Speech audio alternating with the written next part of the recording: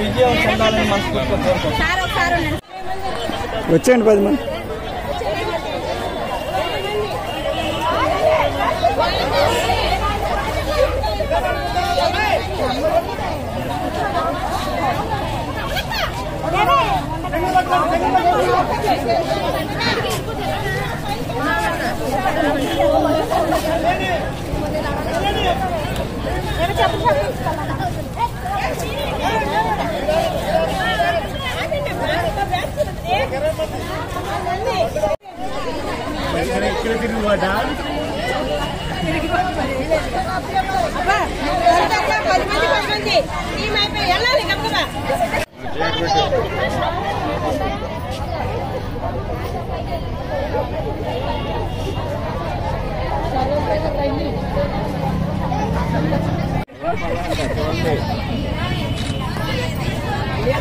సుజాత ఏలూరు జిల్లా సిఐటియు అంగన్వాడీ అధ్యక్షురాలిని.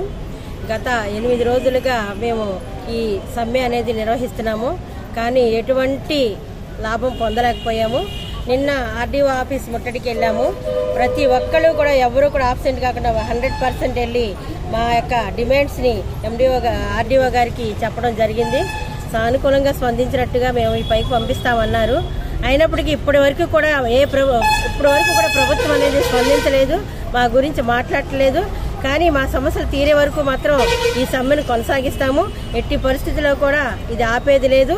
రకరకాలుగా మేము శాంతియుతంగా చేస్తాం ఇప్పటి వరకును, ఇక నుంచి కూడా శాంతియుతంగా చేస్తామనేది కూడా మేము చెప్పలేము. ఇంకా దపదపాలుగా చేసి అలసిపోయాము. పిల్లలు కూడా పిల్లలు మాకు ఎంతో సంఘీభావం తెలియజేస్తున్నారు. ఎవరూ కూడా పిల్లల్ని అంగన్వాడీ కేంద్రాలకు పంపించట్లేదు. ఎంతమంది ఏ డిపార్ట్మెంట్ వచ్చినా సరే మమ్మల్ని అణిచివేయడానికి ఎన్నో రకాలుగా ప్రయత్నాలు జరుగుతున్నాయి. కానీ వాటిని మేము ఎదుర్కొని 8వ రోజుకు చేరుకున్నాము.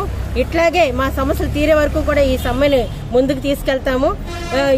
మా డిమాండ్స్ని మేమేం పెద్ద కోరికలేం కోరట్లేదు.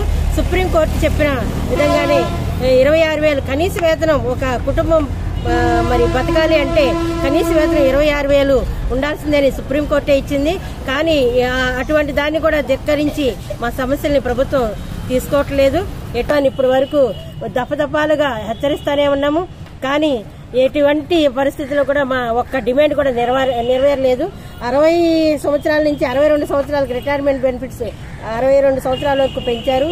వయసుని పెంచడం ఎందుకంటే ఇప్పటికే మేము 45-50 సంవత్సరాల లోపలే ఉద్యోగాలు చేయలేని పరిస్థితిలో ఉన్నాం. ఇటువంటి యాప్లు తీసుకొచ్చి మమ్మల్ని ఎంత ఇబ్బంది పెడుతుంటే ఎవరు చేస్తారు సార్ ఉద్యోగాలు? 11,500తో మేము ఎలా బతకాలి, ఎలా చేయాలి? అట్లాగే సంక్షేమ పథకాలు కూడా తీసేశారు. ఒక్క సంక్షేమ పథకం కూడా ఈ 4 సంవత్సరాల్లో ముందు వాగ్దానం చేశారు, కానీ ఇప్పటి వరకు కూడా ఆయన మాకు ఒక్కడి కూడా ఒరిగింది లేదు ఆయన వల్ల. కాకపోతే ఈ సమ్మెను మాత్రం మేము కొనసాగిస్తామని మీ ద్వారా తెలియజేస్తున్నాం. అవేటి వీర శివాజీ, ఓబీసీ రాష్ట్ర నాయకుడిని. గత 8 రోజులుగా అంగన్వాడీ కార్యకర్తలు పెద్ద ఎత్తున రాష్ట్ర వ్యాప్తంగా నిరసన తెలియజేస్తున్నారు. కైకలూరు పట్టణంలో మరి పెద్ద ఎత్తున నిరసన కార్యక్రమం తెలియజేస్తున్నారు. ఈ రాష్ట్ర ప్రభుత్వానికి కనీసం చీమ కుట్టినట్లు లేదు. ఎందుకంటే రాష్ట్ర ముఖ్యమంత్రి గారు మరి వాళ్ళ యొక్క సమస్యను తీరుస్తామని చెప్పి మరి ఎలక్షన్ టైంలో మాట తప్పను మనం తిప్పినటువంటి జగన్మోహన్ రెడ్డి గారు నిజంగా మాట తప్పాడు. మరి ఈ రోజున చూసినట్లయితే అంగన్వాడీలు చేసేటువంటి కష్టం ఈ దేశంలో ఎవరో చేయరు. ఎందుకంటే మరి వాళ్ళకి ఉదయం 9 గంటల కాడి నుంచి 4 గంటల వరకు కూడా వాళ్ళ ఉద్యోగం చేస్తున్నారు. చిన్నపిల్లలను తీసుకురావటం, వాళ్ళకి మంచి చెడ్డ అన్ని వండి పెట్టడం, మరి వాళ్ళకి ఇచ్చే జీతాలు చూస్తుంటే 10-12 వేలు ఏ కొసి అయినా సరిపోవు. ఎందుకంటే ఈ రోజున కూలి పని చేసుకుంటే రోజు ఒక మాతృమూర్తి 800 తెచ్చుకుంటుంది, 1000 రూపాయలు తెచ్చుకుంటున్నారు. మరి వాళ్ళు ఇచ్చే జీతాలు కనీసం 26,000 రూపాయలు అడుగుతున్నారు. అది ఖచ్చితంగా జగన్మోహన్ రెడ్డి గారు ఇవ్వాలి. అలాగే ఏదైతే యాప్లు ఉన్నాయో వాటి వల్ల పని జరగకపోగా చాలా మానసికంగా ఒత్తిడికి గురవుతున్నారు. ఆ యాప్లు కూడా తీసేయాలనేది వాస్తవమైన న్యాయమైన విషయమే.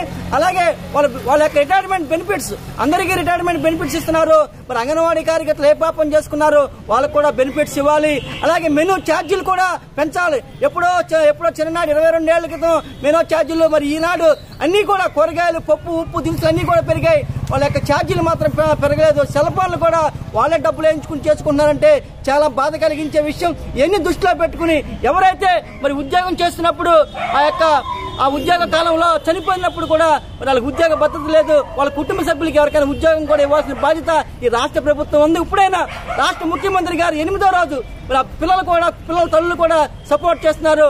వాళ్ళు కూడా మరి వాళ్ళకి న్యాయం జరగాలి, వీళ్ళందరికీ న్యాయం జరగాలంటే ఈ రాష్ట్ర ముఖ్యమంత్రి గారు వాళ్ళ యొక్క డిమాండ్స్ ఈ రోజైనా సరే సానుకూలంగా అధికారులతో మాట్లాడి అమలు చేయాలని చెప్పి కోరుతూ డిమాండ్ చేస్తున్నాను.